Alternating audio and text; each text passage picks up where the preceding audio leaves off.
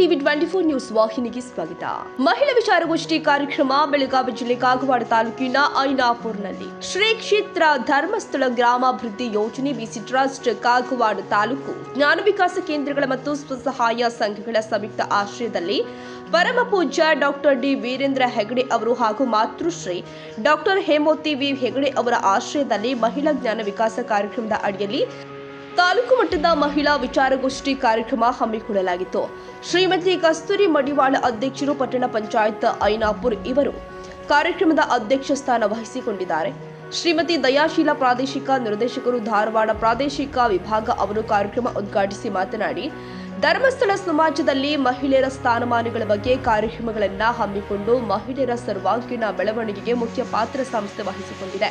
ಮಹಿಳೆಯರು ಸ್ವಾವಲಂಬಿ ಜೀವನ ನಡೆಸುವಲ್ಲಿ ಸ್ವಸಹಾಯ ಸಂಘ ಬಹುಮುಖ್ಯ ಪಾತ್ರ ವಹಿಸಿದೆ ಎಂದು ಧರ್ಮಸ್ಥಳ ಸಂಸ್ಥೆಯ ಸದುಪಯೋಗವನ್ನು ಪಡೆದುಕೊಂಡು ಉತ್ತಮವಾಗಿ ವೈಯಕ್ತಿಕ ಜೀವನದಲ್ಲಿ ಅಭಿವೃದ್ಧಿಯಾಗುವಂತೆ ಹೇಳಿದರು.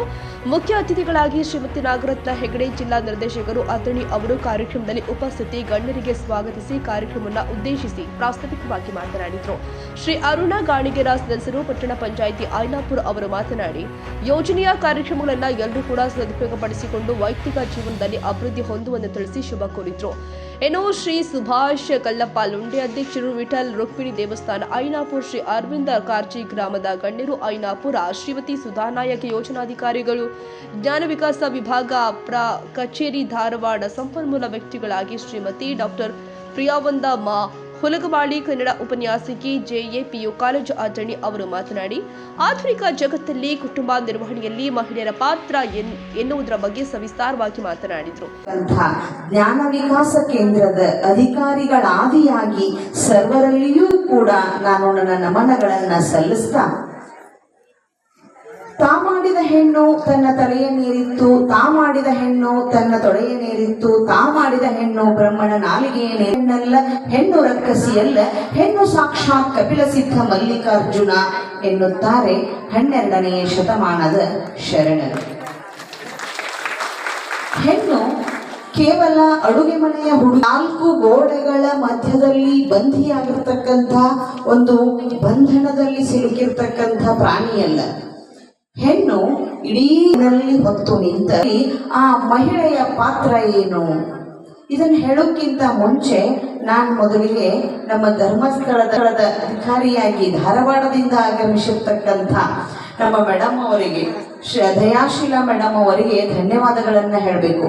ಸುಮಾರು 1 ಗಂಟೆಗಳ ಮಂತ್ರಮುಗ್ಧರನ್ನಾಗಿಸಿ ನಮ್ಮನ್ನ ಇಡೀ ಜ್ಞಾನ ವಿಕಾಸ ಕೇಂದ್ರಗಳನ್ನ ನಮಗೆ ಪರಿಚಯಿಸ್ತಾ, ಅಲ್ಲಿ ನಿಮ್ಮ ಮಕ್ಕಳಿಗೆ ನೀವು ಭರತ ಮಾತೆಗಾಗಿ ತ್ಯಾಗ ಮಾಡಿರ್ತಕ್ಕಂಥ ಸ್ವತಂತ್ರ ಹೋರಾಟಗಾರರ ಅಥವಾ ನಮ್ಮ ನಾಡಿನ ಪ್ರಪ್ರಥಮ ಮಹಿಳಾ ಸ್ವತಂತ್ರ ಹೋರಾಟಗಾರ್ತಿ ಎನಿಸಿಕೊಂಡಿರ್ತಕ್ಕಂಥ ಕಿತ್ತೂರು ಚೆನ್ನಮ್ಮಳ, ಕನ್ನಡದ ಮೊಟ್ಟ ಮೊದಲ ಕವಿಯತ್ರಿ ಎಂದು ಕರೆಸಿಕೊಂಡಿರ್ತಕ್ಕಂಥ ಅಕ್ಕ ಮಹಾದೇವಿಯ, 12ನೇ ಶತಮಾನದ ಮೂಲಕ ಇಡೀ ಮಹಿಳಾ ಸಮುದಾಯವನ್ನೇ ಜಾಗೃತಗೊಳಿಸಿರ್ತಕ್ಕಂಥ ಅಪ್ಪಬಸವರ ವಿಚಾರಧಾರೆಗಳನ್ನ ಮಕ್ಕಳಿಗೆ ಕಲಿಸಿ ಆವೇಶವನ್ನ, ನಾಡಿನಲ್ಲಿ ಹಿಂದುತ್ವ ಯಾವತ್ತೂ ಜಾಗೃತವಾಗಿರಲಿ ಅಂದಿರ್ತಕ್ಕಂಥ ಶಿವಾಜಿ ಮಹಾರಾಜರನ್ನ ನಿರ್ಮಿಸುವುದರಲ್ಲಿ ಇಲ್ಲಿ ಬರುವಾಗ ಮನೆಯವರ ಹತ್ರ ಪರ್ಮಿಷನ್ ತಗೊಂಡು ಬಂದಿದ್ದೀರಾ?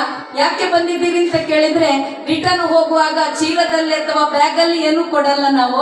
ಇಲ್ಲಿಂದ ಹೋಗುವಾಗ ಬರುವಾಗ ತಲೆ ಸ್ವಲ್ಪ ಸಣ್ಣಗಿದ್ರೆ, ಕಾಲಿದ್ರೆ ಅದರಲ್ಲಿ ಸ್ವಲ್ಪ ವಿಚಾರಗಳನ್ನು ತುಂಬಿಸಿಕೊಂಡು ಹೋಗ್ಲಿಕ್ಕೆ ಇಲ್ಲಿ ನಿಮ್ಗೆ ವಿಷಯ ಸಿಗುತ್ತೆ. ಆದ್ರೆ ಆ ವಿಷಯ ಏನಾರೆ ಅಂತಂದ್ರೆ, ಇವತ್ತು ವಿಶೇಷವಾಗಿ ನಮ್ಮ ಸಂಪನ್ಮೂಲ ವ್ಯಕ್ತಿಯಾಗಿ ಇದರಲ್ಲಿ ಮಹಿಳಾ ವಿಚಾರಗೋಷ್ಠಿಯಲ್ಲಿ ಸಂಪನ್ಮೂಲ ವ್ಯಕ್ತಿಯಾಗಿ ಆಗಮಿಸಿರುವಂತಹ ಆಧುನಿಕ ಜಗತ್ತಿನಲ್ಲಿ ಕುಟುಂಬ ನಿರ್ವಹಣೆಯಲ್ಲಿ ಮಹಿಳೆಯರ ಪಾತ್ರ ಏನು ಅಂತ ಹೇಳುವ ಬಗ್ಗೆ ಗೊತ್ತಿದೆ ತಮಗೆ. ಮತ್ತೊಮ್ಮೆ ಅದನ್ನು ಮೆಲುಕು ಹಾಕಿ ಇನ್ನಷ್ಟು ವಿಚಾರಗಳನ್ನು ತಮಗೆ ನೀಡಲಿಕ್ಕೆ ಆಗಮಿಸಿರುವಂತಹ ಡಾಕ್ಟರ್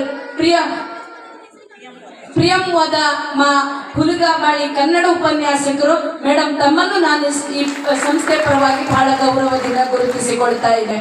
ಹಾಗೆ ಇಂದಿನ ಇಲ್ಲಿ ಈ ಸಂದರ್ಭದಲ್ಲಿ ಶ್ರೀ ಸಂಜೀವ ಮರಾಠಿ ಕ್ಷೇತ್ರ ಯೋಜನಾಧಿಕಾರಿಗಳು ಕಾಗವಾಡ ಕಾರ್ಯಕ್ರಮ ನಿರ್ವಹಿಸಿದ್ರು. ಶ್ರೀಮತಿ ಸವಿತಾ ದೇಸಾಯಿ ವಲಯ ಮೇಲ್ವಿಚಾರಕರು ಐನಾಪುರ ಕಾರ್ಯಕ್ರಮ ವಂದಿಸಿದ್ರು. ಶ್ರೀಮತಿ ಅನುಸೂಯ ಸಪ್ಪಡಲಿ ತಾಲೂಕು ಸಮನ್ವಯ ಅಧಿಕಾರಿ, ಕೃಷಿ ಮೇಲ್ವಿಚಾರಕರು, ತಾಲೂಕಿನ ಜ್ಞಾನ ವಿಕಾಸ ಕೇಂದ್ರಗಳ ಕೇಂದ್ರದ ಸದಸ್ಯರು, ಕೇಂದ್ರದ ಸಂಯೋಜಕಿಯರು, ಸ್ಥಳೀಯ ಸೇವಾ ಪ್ರತಿನಿಧಿಗಳು ಈ ಕಾರ್ಯಕ್ರಮಕ್ಕೆ ಉಪಸ್ಥಿತರಿದ್ದರು. Bharat Moragonde, Ainapur, TV 24 news.